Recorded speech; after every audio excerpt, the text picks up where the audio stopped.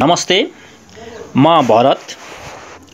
म आज तपाईहरुलाई एकदमै जीवनमा उपयोगी हुने केही नैतिक शिक्षाका कुराहरू लिएर उपस्थित भएको छु। यी नैतिक शिक्षाका विषयवस्तुहरू महात्मा विदुरले महाभारतको घटनासँग सम्बन्धित विषयलाई आधार बनाएर महाराज धृतराष्ट्रलाई चाहिँ नि सम्झाएका कुराहरू हुन्।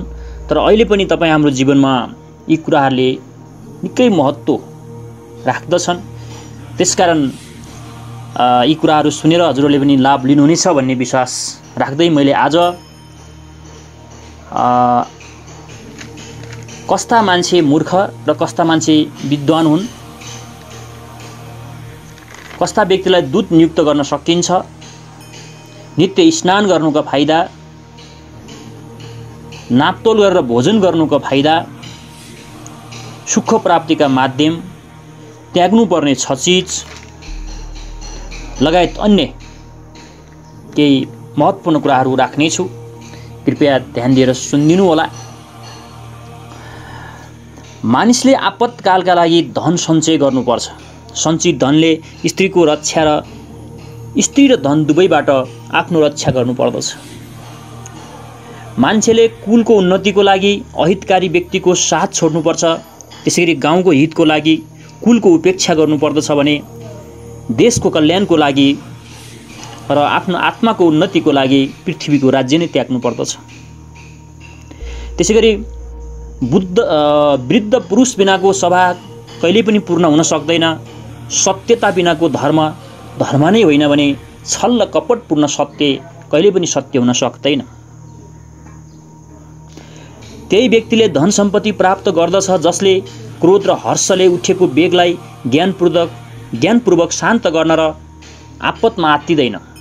किनभने लक्ष्मी चञ्चले हुन्छन् र स्वयं गुमाउने मान्छेले धन सम्पत्ति जम्मा गरेर राख्न सक्दैन। दुष्ट बुद्धि भएको मानिसले अरूका उत्तम कुरा जान्न इच्छा कहिल्यै पनि राख्दैन, तर अरूका अवगुण भने जान्ने इच्छा गर्दछ। स्त्री, राजा, सर्प, स्वामी, शत्रु, भोग र आयुलाई कहिल्यै पनि विश्वास नगर्नु। यिनीहरूलाई विश्वास गर्नु भनेको धोका दिनु हो।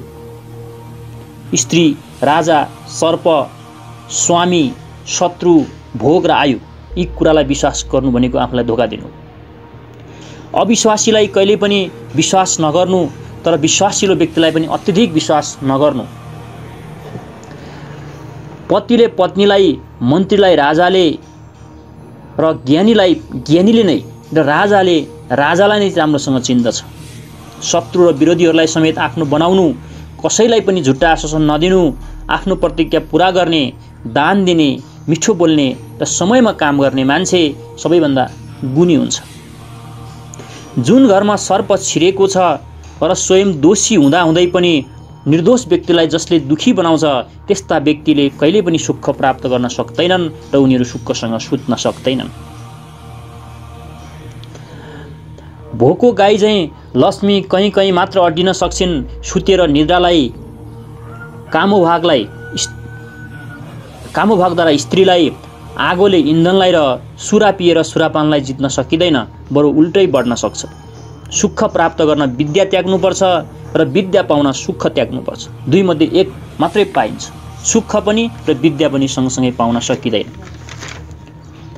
त्यसरी मूर्ख व्यक्ति कस्तोलाई भनिन्छ भन्दा ती व्यक्तिहरू त्यस्ता मूर्ख हुन् जसले नरकमा मात्रै बास पाउँछन्, जसले नसकिने माथि शासन गर्न खोज्छ, थोरै लाभबाट सन्तुष्ट हुन्छ, जसले आफ्नो मर्यादा उल्लङ्घन गरेर भए पनि शत्रुको सेवा गर्छ, जसले माग्न हुँदैन, जोसँग माग्न हुँदैन थियो त्यसैसँग माग्न पुग्छ र जसले अर्काको पैसा सापटी लिएर बिर्सिए भन्छ, जसले खराब व्यक्तिलाई श्रेष्ठ भन्छ र मर्यादा भुलेर स्त्रीको निन्दा गर्ने, कुलीन भएर पनि नीच काम गर्ने र जसले श्रद्धाहीनलाई उपदेश दिने र कामना अयोग्य वस्तुलाई कामना गर्ने व्यक्ति, त्यसैगरी ससुरा भएर बुहारीसँग फोहोर कुरा गर्ने र वधुका मातापिताको सहयोग र रक्षा पाएर समाजमा आफ्नो प्रतिष्ठा बढाउन चाहने व्यक्ति, निर्बल भएर पनि बलवानसँग न्यु खोज्ने र दान त दिने तर त्यसको प्रचार गर्दै हिँड्ने व्यक्ति र परस्त्री गमन गर्ने व्यक्ति यिनीहरूले नरकमा बास पाउँछन्।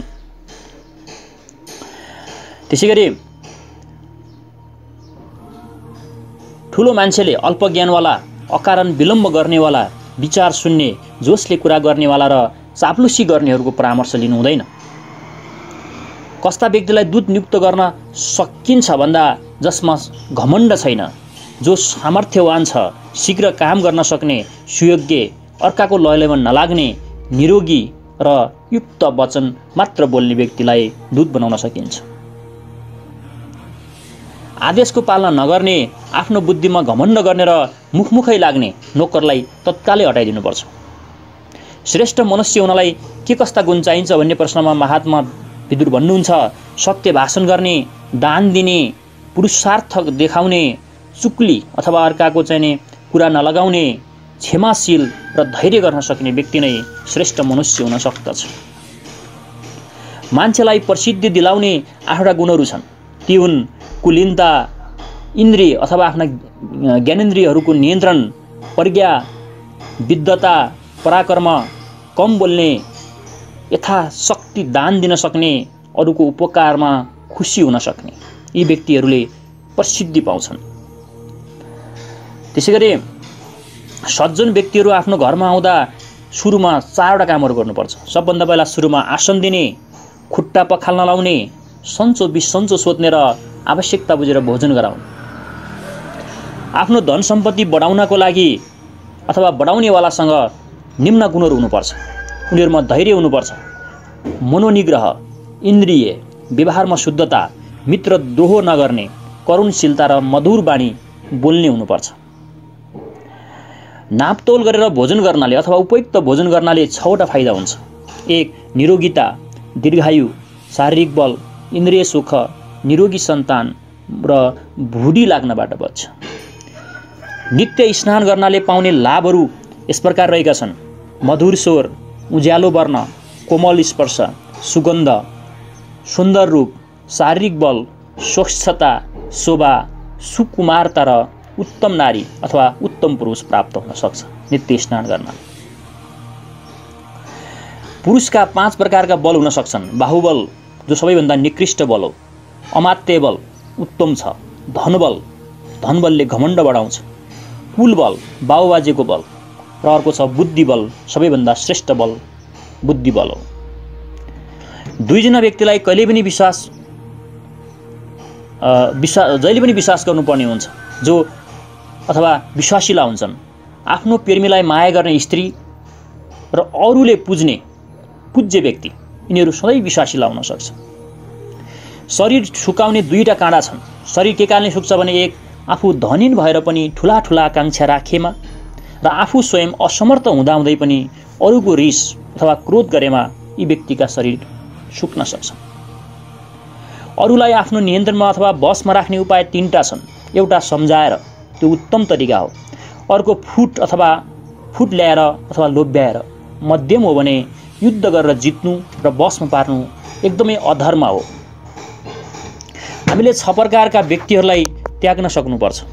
ती हुन्: नपटाउने गुरु, नपढ्ने शिष्य, रक्षा गर्न नसक्ने राजा अथवा आफ्नो संरक्षक, कटु वचन बोल्ने स्त्री, गाउँमा बस्न चाहने गोठालो। गाउँमा त गाईबस्तु हुँदैन नि, जङ्गलमा बस्नुपर्ने हुन्छ। त्यसकारण गाउँमा जो बस्न चाहने गोठालो त्यसलाई, र वनमा बस्न चाहने हजाम त वनमा होइन नि, घरमा बस्नु पर्यो नि। त्यस्ता 6 प्रकारका व्यक्तिहरूलाई त्याग्न सक्नुपर्दछ। र 6वटा सुख प्राप्तिका माध्यम हुन्छन्। धनको प्राप्ति गरेर सुख पाउन सकिन्छ, स्वस्थ भएर, मिठो भाषा, लावण्यवती पत्नी, आज्ञाकारी पुत्र र विद्याबाट सुख पाउन सकिन्छ। त्यसैगरी 6 प्रकारका व्यक्तिले सधैँ यी वस्तुहरूलाई प्रयोगपछि हीन भावले हेर्छन्। जस्तो शिक्षा पाएपछि चेलाले गुरुलाई हीन भावले हेर्छ, बिहेपछि छोराले आमालाई हीन भावले हेर्छ, सन्चो भएपछि रोगीले डाक्टरलाई, नदी तरेपछि बटुवाले डुङ्गालाई, र सेक्स गरेपछि पुरुषले नारीलाई, र काम बनेपछि सहयोगीलाई हीन भावले हेरिन्छ। मित्रता के हो भन्ने विषयमा महात्मा विदुर भन्नुहुन्छ, त्यो व्यक्ति मित्र होइन जोसँग डराउन, सशङ्कित भएर व्यवहार गर्न परोस्। मित्रता पिता सम्मान विश्वास गर्न सकिने हुनुपर्छ र आपद विपदमा साथ दिने स्थिर सच्चा धार्मिक र मर्यादामा बस्ने मित्र असल मित्र हो। धन हुँदा पनि नहुँदा पनि मित्रको आदर सत्कार गर्नुपर्छ। मित्रको उपयुक्तताको परीक्षा कहिल्यै गर्नु हुँदैन। मिठो बोल्ने व्यक्ति सजिलै पाइन्छन्, तर अप्रिय बोले पनि हितकारी बोली बोल्ने र सुन्ने दुवै थरीका व्यक्ति पाउन गाह्रो हुन्छ। दुई व्यक्तिहरूबीच मनसँग मन मिल्ने, गोप्य रहस्य मिल्ने र बुद्धि पनि मिल्छ भने त्यस्ता बीचको मित्रता अटुट हुन सक्दछ। जसले मित्रको सत्कार पाएर र आफ्नो उद्देश्य सफल गरेर पनि मित्रको हित गर्दैन, त्यस्ता व्यक्तिलाई मरेपछि गिद्धले पनि खाँदैन। महात्मा भन्नुहुन्छ, कस्तो व्यक्तिलाई मूर्ख भन्ने? त्यस्तो व्यक्ति मूर्ख हो जसले आफ्नो शक्ति चिन्दैन र पुरुषार्थ नदेखाइकन पनि ऐश्वर्य प्राप्त गर्ने चाहना राख्दछ। त्यस्ता व्यक्ति मूर्ख हुन् जो शासन गर्न नसकिने माथि शासन गर्न चाहन्छन् र थोरै लाभबाट पनि सन्तुष्ट हुन खोज्छन्। विदुरले भन्नुभएको छ, बाणले लागेको घाउ कालान्तरमा सन्चो हुन्छ। वनचरले काटेका रुखहरू फेरि फलाउन सक्छन्, तर कटु वचनबाट लागेको भयानक घाउ कहिल्यै पनि भरिँदैन। त्यसैगरी उहाँले कुन चिजले केलाई नष्ट गर्दछ भन्ने विषयमा विदुर भन्नुहुन्छ, बुढ्यौलीले रूपलाई नष्ट गर्छ, मृत्युले जीवनलाई, कामले लाजलाई, क्रोधले सम्पत्तिलाई, अभिमानले सम्पूर्ण गुणलाई नष्ट गर्दछ भने निन्दाले धर्म, आशाले धैर्य र दुष्ट सङ्गतले सदाचारलाई नष्ट गर्दछ। सुख दुःख, उत्पत्ति र विनाश, हानि लाभ, जिउनु र मर्नु, यी सबै प्राणीहरूलाई पालै पालो प्राप्त हुन्छ। धैर्यवान भएर दुःख र सुखको सामना गर्नुपर्दछ। घमण्डी मान्छेको भोजन मासु हुन्छ। मध्यम खालको मान्छेले गौरस अथवा दूध दही घिउ खान खोज्छ भने दरिद्रहरूले धेरै चिल्लो पदार्थ भएको खानेकुराहरू रोज्दछन्। शुभ कार्यमा मन लगाउँदा सबै इच्छा पूरा हुन सक्छन्। धनीले धेरै खाएमा पचाउन सक्दैन भने दरिद्रले ढुङ्गो माटो पनि पचाउन सक्छ। चिन्ताले झन पीडा र रोग निम्त्याउन सक्छ। अत्यधिक धन हुने र न्यून धन हुने दुवै मान्छे बाँचेकै हुन्छन्। त्यसकारण बाँच्नका निम्ति धन सङ्कलन गर्न धेरै दुःख गर्नु हुँदैन। संसारका 8वटा लौकिक सुखका साधन हुन्।